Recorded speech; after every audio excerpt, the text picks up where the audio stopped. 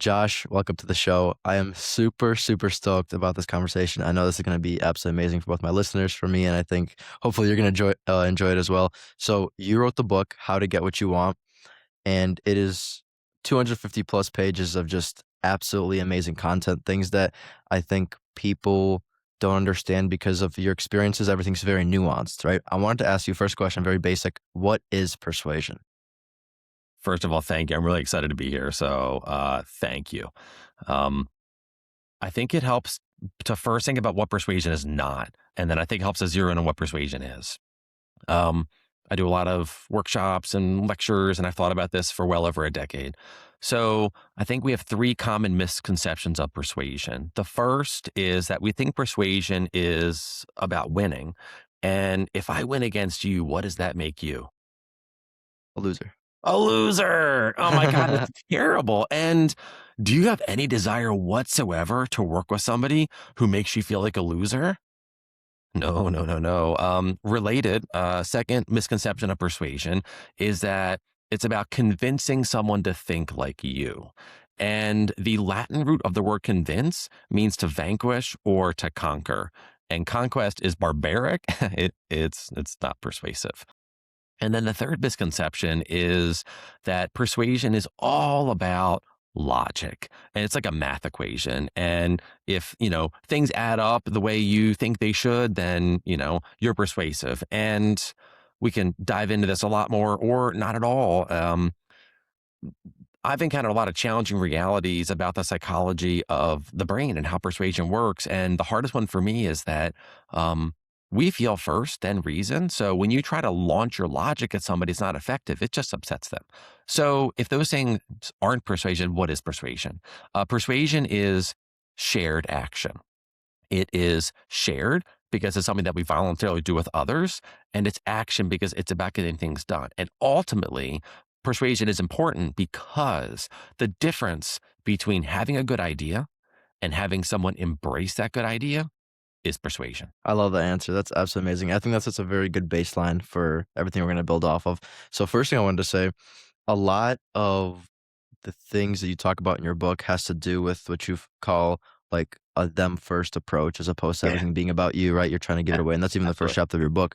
So, with that frame in mind, I know you mentioned if you make the other person, if you reason against them, they become the loser, right? But in the same logic, if you kind of make it about them, maybe you could feel like a loser as well, right? So, what's the threshold between like being able to give, but not give so much that you feel like you're undermining yourself? Totally. So there are a couple layers to this. Just kind of a little framework for your listeners. I think persuasion has three steps. And the first is to adopt what I call the persuader's mindset. And that is that it's about them, not you. And so therefore you have to put them first. The tricky thing is that we're wired to think primarily about ourselves. It's a survival mechanism. And the problem is that it impedes our ability to thrive. How bad's the wiring? People talk about themselves about 60% of the time. And on social media, that rises to 80% of the time. And when I saw those data, I was surprised that they're that low. So the Wow, trouble okay. is that when we're talking all about ourselves, and if I'm talking all about me to you, you're probably not that interested. So I'm not understanding who you are and what you care about. So therefore, I can't really persuade you on your terms. Perhaps if our terms overlap, that's fine, but usually they don't. So the best way to get what you want is to understand your audience and to put them first, to understand their wants and needs, and then to figure out how your wants and needs overlap with theirs. And if you listen intently and hard enough, you're going to find way more overlap. So you're making it in their interest to be excited to work with you. So then your question is, well, what's the give and take there? And that's something that I've actually struggled with because the best way to understand them is by listening. So listen, listen, listen. And for years, this is going to sound silly and arrogant, but it's not because it's actually a problem. Um, I became such a great listener that I forgot to make sure that I was a part of that conversation. And that can be really great because it can help you feel connected with others, but it can kind of leave you out of things. So, what I've come to understand is that you still need to kind of do some pulse checks to make sure that they're interested enough in you to work with you. So, um, sometimes you have to insert yourself into the conversation, or at least make sure that in the background, the things that you want and need are going to be also met in working with that person. They don't have to be front and center, because it's like, what do you care if someone is doing what you want them to do for your reasons or for their reasons? As long as they're doing what you want them to do, you're getting what you want. So that's fine. And if you're not getting what you want, either because they don't care or because those needs don't overlap, you need to be mindful of that. Yeah. Josh, is it possible to have a them first mindset if you begin it with wanting something? Totally. I mean, there are missionary and mercenary reasons to put them first. The missionary reason is that it's the right thing to do. I mean, the alternative is that you just walk around as a narcissist, and that's like not so good. And the mercenary reason is that it's actually the best way to get what you want. Because imagine I want something from you, and I approach that one of two ways. I make it all about me, and I try to align things with that when I'm interacting with you, or I make it about you. Which one's gonna be more appealing to you? Making it about me? Yeah, so that a them first mindset is actually the best way to get what you want. It's the best me first strategy. So them first is me first. And we forget that because we think, well, I want what I want for these reasons. And if you don't like it, well, that's too bad. I mean, the only problem with that is then you don't get what you want. Really? That's an amazing answer. Something I've been wondering about.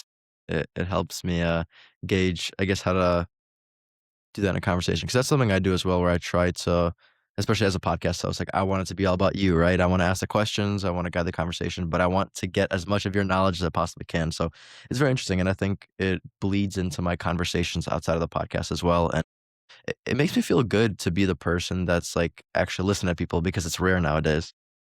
Oh my God, it's so rare. And I mean, before we went on camera here and on mic, I guess, we talked about the form, and I said, whatever your audience needs. Because if I come in here and I'm like, well, I want to talk about this, I mean, that's fine, but then that doesn't work for you and it doesn't work for them. And it makes me a terrible guest, right? It's like, and so even in this instance here, it's like whatever you want to talk about because you know your audience and what they need, and you'll steer the conversation that way. So it is also just a kind of lost art, I think, or it's an art that we're losing, is the ability to listen and understand other people. um, I mean, we are taught to sort of platform ourselves on social media and things like that. And I think that for a variety of reasons, we're even losing the ability to connect with others, which means that if you can authentically connect with other people through a them first mindset, it is a superpower, because it is already a superpower. And as other people lose that ability, you even further distinguish yourself. Yeah. So you talked a little bit about, you coming on the show, you being a guest, you filling out the form, and you saying that you want to talk about things that are the best for my audience, right? Yeah, totally. But within you talking about things that are the best for my audience, you also talk about your amazing experiences that you've had throughout your life. And within that, you talk about what you've been working so hard on for the past couple of decades, right? So with that, talk about the idea of animating action with vision. Yeah. So, still in kind of step one of adopting the persuader's mindset is, okay, ultimately, super big picture, what animates action? Because remember, persuasion is shared action. What animates it? And that's a vision. Whether it's a personal vision for your life, like where are you going? Or whether it's a vision for a team or company or whatever it is. So a vision is your North Star. It's where you're going. You could have a vision for your fitness. You could have a vision for any number of things. You think about people who are visionaries today. Elon Musk, business visionary for like multiple companies, Tesla, SpaceX, all these wild things. Jeff Bezos, visionary. These are visionaries. They just have enormous, like big ideas about where not just they need to go and where their company needs to go, but like super big picture about where entire industries or in a sense the world needs to go. And that's what excites people because, just imagine you are like a sort of upper level manager at like a mid-sized company, a couple thousand people, and you're part of the executive team. And like, what's gonna get people excited every single day to come and work really hard for you? It's not the mundane. right? People come and they want some meaning from their work. So it's the vision that excites them, whatever it is. Like you think of nonprofits, in principle, they have visions. Some are better than others.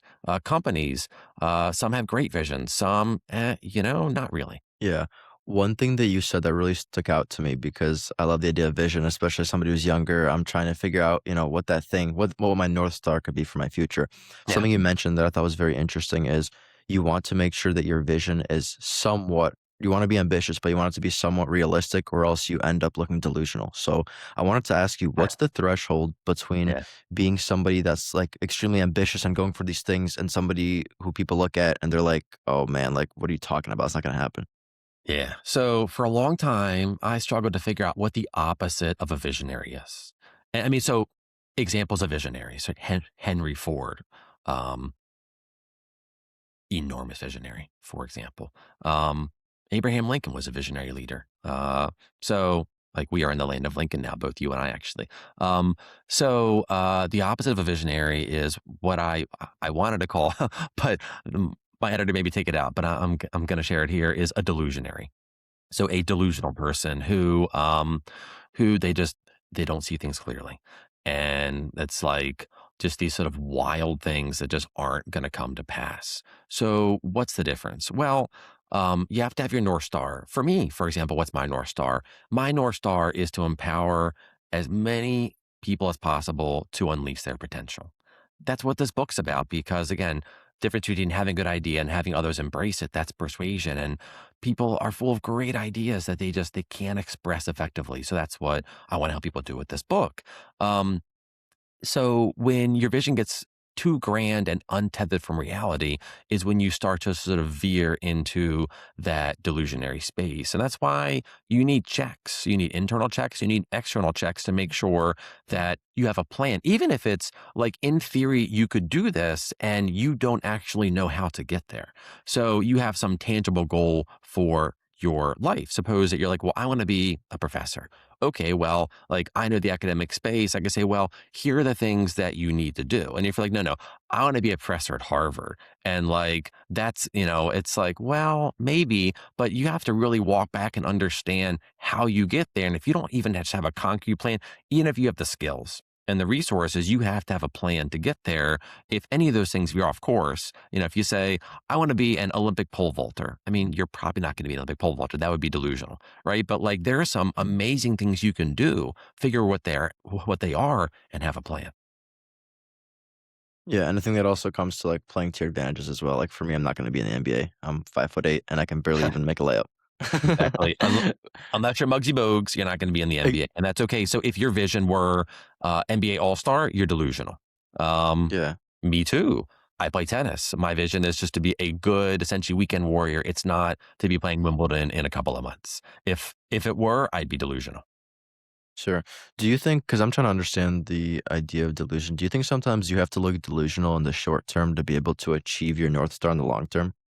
There's a push and a pull, and you gotta press boundaries. And think of all the people who press boundaries, and until they did it, people said that's impossible. So I mean, be ambitious and always be pushing your boundaries, and kind of be mindful of how far you push those boundaries because you're going to expand yourself, and then your vision and what you can achieve is going to expand. So yeah, it's a push and a pull and still tethered enough to reality so that you don't fail. But the other reality is that it's through purposeful failure that we human beings learn to succeed. So, some failure is okay, and that's also how you learn what is delusional or not, right? So if you go out and train for the next 2 years to play varsity, like your senior year in college, and you don't make it, it's like, well, you were a little delusional. You probably got a lot fitter and a lot faster and a lot better at basketball. That's not the worst thing in the world, as long as along the way you're accumulating skills that will in some way be useful to you. Yeah. Josh, in the background, I can see, Thinking Fast and Slow, and I Yeah. also see, Never Split the Difference. I know in Thinking Fast and Slow, Yep. Daniel Kahneman talks a lot about System 1 versus System 2 thinking, and then, Yeah. Chris Voss also adds on to it and Never Split the Difference. So your chapter 3 is Start with Feelings. Talk about the role that feelings and logic play in persuasion. let me frame this for your audience and then we'll dive into this. Part two of the book is to use knowledge of how this thing, the human brain, works to your advantage. And so I've just did a deep dive into the neuroscience and psychology of persuasion. And a lot of these realities have been uncomfortable for me for a variety of reasons. This is just how the brains are wired. Let me run through all of them quickly, then we'll dive into the one you asked about. The first is to start with feelings because we are wired to feel first, then reason. Okay, well, what kinds of feelings? We need to generate persuasive feelings, even though we're wired to generate negative feelings. We need to be for something. The best way to do that is to make persuasive moral appeals. And by far, all the stuff we know about the human brain tells us that the best, most effective persuasive tool is storytelling. Okay, that's essentially part two of the book right there. So, why do we have to start with feelings? Because that's how our brains are wired to feel first, then reason. Sometimes it's feel, then reason. Sometimes it's feel, then reason. And sometimes it's feel, and we never get to reasoning. And that's not my brain or your brain. That's all 8 billion brains on this earth. A lot of people who have like some intellectual training, maybe they went to college, grad school, they work in some sort of intellectual space. They say, no, no, no, no, no. Like, first of all, that can't be right. And second of all, even if it's like right, that's not how things should work. That just ignores the neuroscience. So the logic first approach to persuasion that a lot of people deploy is actually illogical because that's not in alignment with the human brain. And actually, fun fact, people who are robbed of their emotions through traumatic brain injury, they actually lose the ability to reason. So our emotions actually make us more logical. So Danny Kahneman, he is one of the best thinkers, I think, most impactful thinkers of the 20th into the 21st century. You mentioned his book over there, Thinking Fast and Slow. It's a phenomenal book. And basically what Kahneman uncovered through a couple decades of Nobel Prize winning research is that our intuitions come first and that it is system Interesting. one, this intuitive system that is processing things boom like that. And that on average, system one does a really good job. And system two, it's that sort of thinking system. It's that sort of slow thinking system that we engage it when we need to, but it's kind of a lazy system. It's effortful to engage, and our intuitions are built on powerful things that are built in part on reason. So our intuitions come from somewhere. It's not like you have this intuition and then like time after time after time, it doesn't even vaguely correspond to reality. In general, our intuitions are pretty good, which has also been a huge learning point for me. In my previous life, I was an academic. So I did the whole PhD thing. And so, no, reason, reason, reason. It's like, no, actually, all of the psychology and neuroscience that I've encountered show that our intuitions are really powerful and they're right way more often than they're wrong. So I've kind of just let the guard down a little bit and started to trust my intuitions more. And it's really powerful. You can just kind of pick up on things. You're like, don't know about that. And if you dig, there's a reason for that. Or you're like, that just feels right. Well, there's a reason for that. So start with feelings and trust your intuitions. I love that. I think that's a good piece of advice more people need to hear, especially myself, because sometimes I go against my intuition and it never works out. So it's cool. So you talked about feelings, logic. I think a lot of people have a very emotional view on a lot of situations. Something will happen to them, they'll instantly react, which you talk about in the book. So it's totally illogical. It makes sense. But for chapter 5, we're gonna skip around a little bit. For chapter Yeah, 5, you totally. talk about, morals, which is very interesting because Yeah, you named your chapter 5 "Activate Their Moral Tastes," which I yeah, I looked at, I was like, That's interesting." And yeah, you said that morality is like taste buds, and different ideologies have different moral flavors, in quotes. And then you said, "If you speak only your moral language, you won't persuade someone with different moral wiring." And you've written hundreds of speeches, for senior government officials, and I'm very curious, like going from emotions to morals, how do you learn to, I guess, expand your mind and be open minded to different moral ideologies? Because it seems like people are so polarized nowadays. They're either yeah, on one yeah, side yeah, or another. yeah, yeah. So this has been probably the single most liberating thing for me. You're 5'8". You're not 7 foot 2 inches tall with red hair, and you're not 5 foot tall with green hair. Yet, at least. Not yet. Hey, could be one day, right? One or the other. And for me to hate you because of genetic characteristics would be completely ridiculous. And those are just wired into you. So really uncomfortable reality for me initially was that to a large degree, 30 to 60% of our morals are actually wired into us. And that this kind of sorts across different political ideologies. And that people have different moral tastes.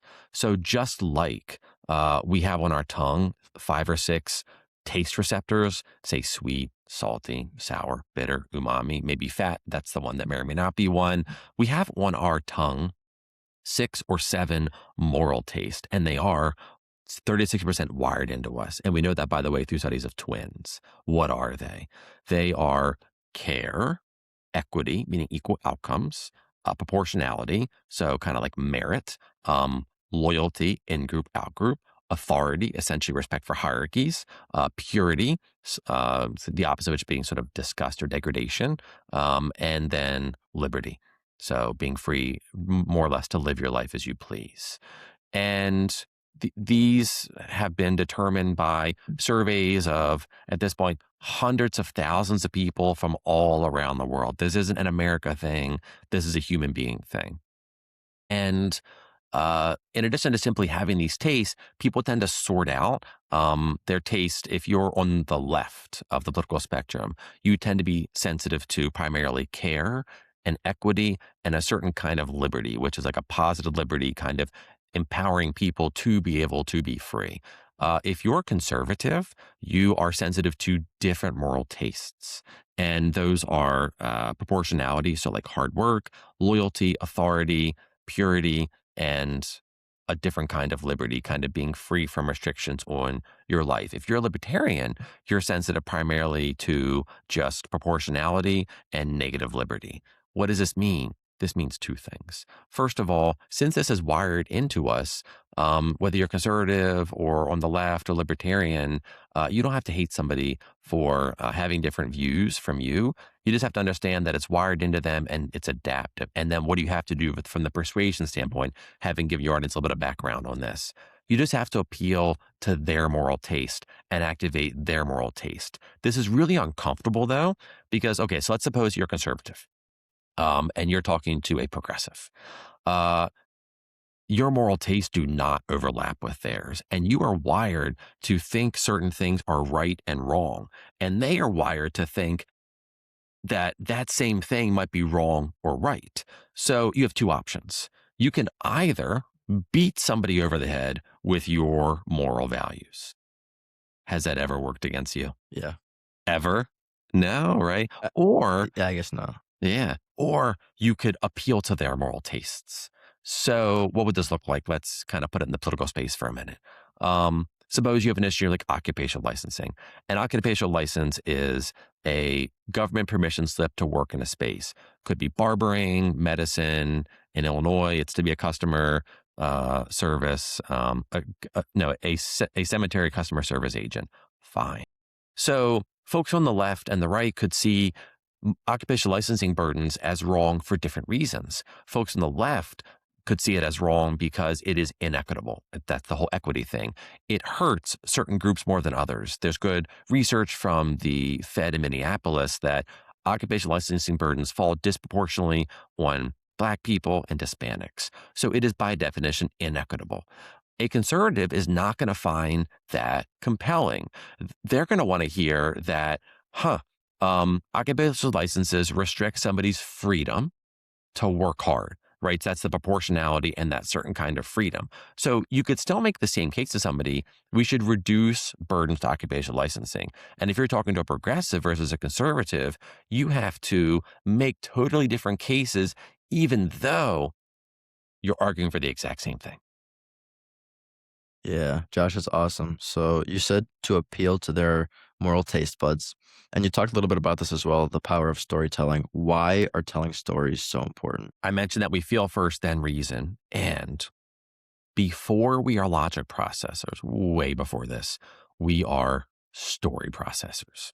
So if I were to leave your audience with just one single tool to be more persuasive, it's to tell persuasive stories. We can, dive into some more actionable tools or not. This is the most important one. You always have to have persuasive stories at your fingertips.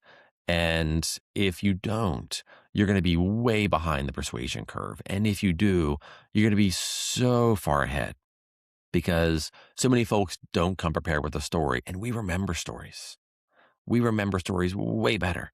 It's why, people consume, some people, hours and hours and hours every day of Netflix. They're watching stories. We think about our Interesting. lives as stories, everything, right? It's like you would come home from school and your mom says, "How was your day?" There's a story, right? It's like everything is a story. You have a story about who you are, who you want to become. Everything in life, we are wired for story, to grab the title of a good book on the subject. So you have to have stories. So, like, um, in the occupational licensing example I just gave, I distinguished just like how you could make those appeals, right? Appealing to folks on the left versus folks on the right. Now, the best way to then show somebody on the left or the right that these burdens are wrong, that they're immoral, and activate their moral taste is to tell a story. So, if you want to talk to someone on the left, you would tell a story about, say, like someone in one of those groups that's hurt more, who was hurt specifically by this. Let me tell you a story about Maria or Jose, if you're, want to grab an example from somebody who's Hispanic. Okay. So tell that story about what Maria wanted to do. She tried and then she was unfairly stopped from doing that. To a conservative, you would tell a different story about somebody who wants to work really hard and then they were stopped from doing that from this unfair restriction, right? Those would be different stories where you have a protagonist that people are going to remember. Um, I work in part in the public policy space. And like, I always remember on one of these issues that I work on, a lady named Mariana, a friend of mine, has done great survey research on the issue. And I always remember Mariana, her story and what happened. It's like, still, a year and a half later, I still remember the story. So lead with stories. What stories are most persuasive? They are morally motivating, emotionally intelligent stories. So you got to appeal to their moral tastes, and you have to make sure that you're generating the right, which are positive emotions. Yeah, a huge common denominator, Josh, that I noticed about everything you're talking about is the power of emotional intelligence, or even talking about, when you're talking to different groups of people, you tailor your story based on what they're interested in, what they won't get offended at. I think that's so cool. How can people learn to, I guess, expand their emotional intelligence and even learn it to begin with? This is the best thing, actually, which is it can be learned. I am deeply honored to have Peter Salve as one of the endorsers for the book. And he's actually one of the founders at Yale of emotional intelligence as an entire field of study. And when I talked to Peter, he said, "Hey, by the way, we have data, which he shared with me, which is in the book now, that emotional intelligence can be learned, that over time, people's emotional intelligence can go up." So while we think about IQ as something that is like, holds relatively steady over time, there aren't good ways to like significantly boost somebody's IQ. You can boost somebody's EQ. You can learn it. So, how do you do that? Well, the first is to just accept the reality that we feel first. Because if you reject that reality, you say, well, that's not how it's supposed to be, then, like, sorry. So then what do you do? Well, one of the best just techniques that I offer in the book, I think, in terms of most effective, is to understand how somebody is feeling and observe it. So just ask them, how do you feel about something? You want them to do something or don't want them to do something. How would you feel about doing this? And then see what they say. And then just observe it. And then if they say, yeah, then that would probably be fine. Okay. They're like inclined to, they say, I don't know about that. Okay. Um, then you want to observe that and don't fight it and don't say, well, but you should do that. So, okay, no. Emotional intelligence has gone out the window. You're trying to navigate their emotions. If they kind of lean in favor of or lean against doing what you'd like them to do, trying to sort of like gently help them walk down that road of feeling even better about doing it or feeling even better about not doing it. So then what you want to do is identify barriers. because it is barriers that stop people from doing things. And that's much more important than getting people to do something. So then you have to understand how they would feel about getting around that barrier. Suppose it's a professional thing. You say, well, let's say you're somebody's boss. How would you feel about giving a presentation to the entire organization about this? And then they say, well, I don't know. I mean, I think I could probably do it. And you're like, okay, well, it sounds like you're a little bit uneasy. What would stop you from doing it? And they say, oh, I don't have how to practice. Okay, well, how would you feel if we practiced? And I did everything I can as your manager to make sure you can just crush the presentation. Okay, well, um, okay. And then once they practice, you can say, well, how'd you feel about that? And they say, okay, well, that was okay. You say, well, okay, what could we do just to, help you get a little more confidence? Say, okay, well, I need to practice more, or there's this one part I don't feel like I know enough about it. Okay, lean into that, practice that with them, help them feel better. So you aren't judging their emotions. You're just navigating them to a place where you feel like you both need to go. Because remember, it's shared action, and just gently, not judgmentally, getting them to where everyone needs them to be. Yeah, I know one of the things you talked about as well for techniques is understanding their pain. So that's another thing you just did, maybe Exactly. unintentionally. Yeah. What Yeah. about removing friction to action? Is that what you're talking about with like, okay, how can we Yeah. practice more, how can we get more reps? We tend to think that persuasion is about getting people to do something. It's much more about removing barriers. So, one of the best questions you can ask somebody, just period, is what would stop you from doing whatever it is? And then see what they say. Because when you frame questions in this emotionally intelligent way, so examples that are, how do you feel about something? It's a totally different question. What would stop you just triggers a totally different way because when you say something like, I mean, so we're good with this, right? Or you ready to sign? It's like you're just trying to corner somebody into saying yes when they're uncomfortable. And if you ask somebody, what would stop you from doing this? Then they say, they kind of pause, like, oh, well, I think it would be this or this. I just interviewed someone yesterday for an internship.